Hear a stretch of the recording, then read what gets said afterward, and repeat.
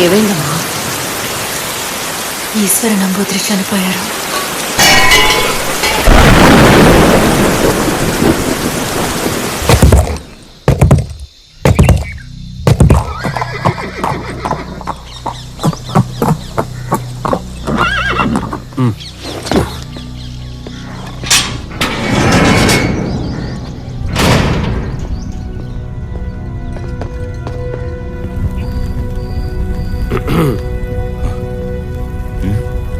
నువ్వా?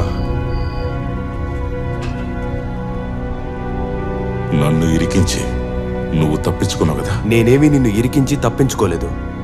వేలాయుధ అక్కడికి వస్తాడని నేను కల్లో కూడా ఊహించలేదు. నన్ను నమ్ము, నీకిచ్చిన మాట నిలబెట్టుకుంటాను. నువ్వు నీతి గలవాడవనే నేను నీ పేరు చెప్పలేదు. లేదంటే నన్ను ఉరి తీయటానికన్నా ముందే రాజద్రోహమైన నిన్ను దారుణంగా చంపేసేవాళ్ళు. తెలుసు, ఆ కృతజ్ఞత నీ మీద ఎప్పుడూ ఉంటుంది. దేవుడి ఆభరణాలు దక్కలేదని దిగులు పడకు.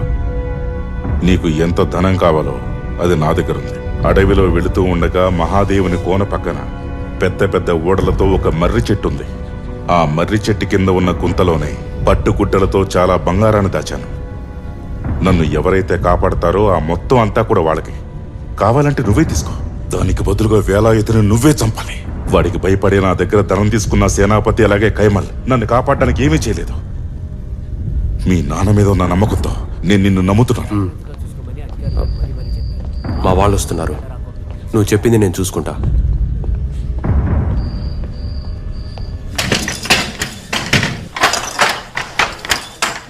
నీలి పద.